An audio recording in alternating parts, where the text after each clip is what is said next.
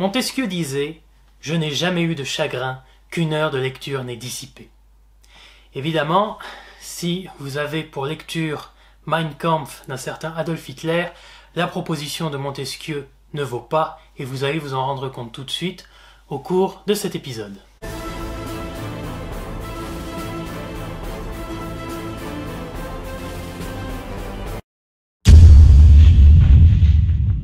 Nous sommes le 9 novembre 1923. Adolf Hitler et les partisans de son petit parti national-socialiste tentent un coup d'état militaire contre le Land de Bavière. C'est un échec retentissant. Hitler est incarcéré et dans l'attente de son procès, il envisage de rédiger un mémoire dans lequel il justifiera son action publique. Mais très vite, Hitler se laisse déborder par lui-même. Ce qui devait être un simple mémoire devient finalement un livre à destination du grand public. Hitler est condamné à 5 ans de prison, mais il n'effectuera que 9 mois de détention. C'est durant ces 9 mois qu'il va dicter à l'un de ses fidèles, Rudolf Hess, ce qui deviendra Mein Kampf.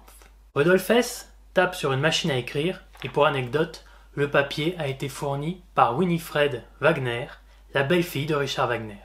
Publier un livre est donc une opportunité pour Hitler. Cela va lui permettre à la fois de gagner de l'argent et de se faire connaître. À sa sortie de prison, il remet le livre à un éditeur qui le publie mais au bout de 7 mois. Car en effet, le livre est extrêmement mal écrit. C'est un écrit parlé, il n'y a pas de plan, le livre est très mal construit, le texte souffre de très nombreuses digressions. Un des membres du parti nazi, Otto Strasser, dira même « Tout cela a été écrit dans le style d'un élève de 6e ». Ce manque de rigueur de la part d'Hitler laisse penser à ses détracteurs qu'il n'est donc pas quelqu'un à prendre très au sérieux. Même le titre original qui était envisagé par Hitler laisse à désirer. En effet, Hitler voulait intituler son livre « 4 ans et demi de lutte contre les mensonges, la stupidité et la couardise ». Son éditeur lui suggère quelque chose de plus court et de plus percutant. Ce sera finalement Mein Kampf, ce qui signifie en allemand « mon combat ». Le premier tome de Mein Kampf sort en 1925, le second en 1926, et par la suite, les 2 tomes sont réunis en un seul et même livre. De quoi parle Mein Kampf? Mein Kampf est divisé en 27 chapitres. Nous n'allons évidemment pas les détailler un par un, ce serait trop fatigant pour moi, mais nous pouvons retenir quelques grands axes. Premièrement, Hitler parle de lui. De sa naissance jusqu'à son arrestation, il dresse un portrait évidemment très positif de lui, de son action, et explique que l'Allemagne aurait besoin d'un Führer pour l'aider à se relever, et évidemment, comme par hasard, le portrait du Führer ressemble fortement à Hitler. Hitler parle ensuite beaucoup des Juifs. C'est une véritable obsession chez lui. Son antisémitisme est flagrant. En effet, sur 700 pages que compte Mein Kampf, on relève le mot « juif » ou « juiverie » 466 fois. Rien que ça. On dénombre également 322 occurrences du terme « race », car Hitler n'a pas une vision économique, sociale ou culturelle des problématiques qui se posent à lui, mais il a une vision complètement raciale. Il existe selon lui une hiérarchie des races, la race la plus inférieure à ses yeux est la race juive qu'il accuse de tous les maux. Sans caricaturer sa pensée, à chaque fois qu'il y a un problème pour Hitler, c'est qu'il y a un juif derrière ce problème. L'antisémitisme amène Hitler à avoir des raisonnements complètement contradictoires et sans queue ni tête. Ainsi, il explique que le capitalisme est contrôlé par les juifs et dans le même temps, il explique que ceux qui se cachent derrière les révolutions marxistes sont les juifs. Bref, Hitler a inventé Palpatine bien avant George Lucas. Il n'est pas fait mention dans Mein Kampf des chambres à gaz. Mais il y a cependant une querelle chez les historiens qui se divise en 2 groupes, les intentionnalistes d'un côté et les fonctionnalistes de l'autre.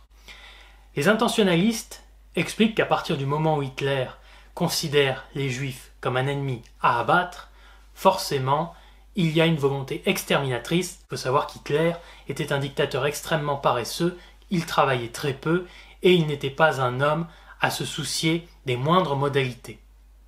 A l'inverse, les fonctionnalistes, eux, expliquent que les nazis ont été amenés à commettre l'extermination des juifs par un contexte internationale et à la fois par un contexte intérieur à l'Allemagne et à leur parti qui les a amenés progressivement à la solution finale. Hitler développe ensuite sa vision internationale du monde.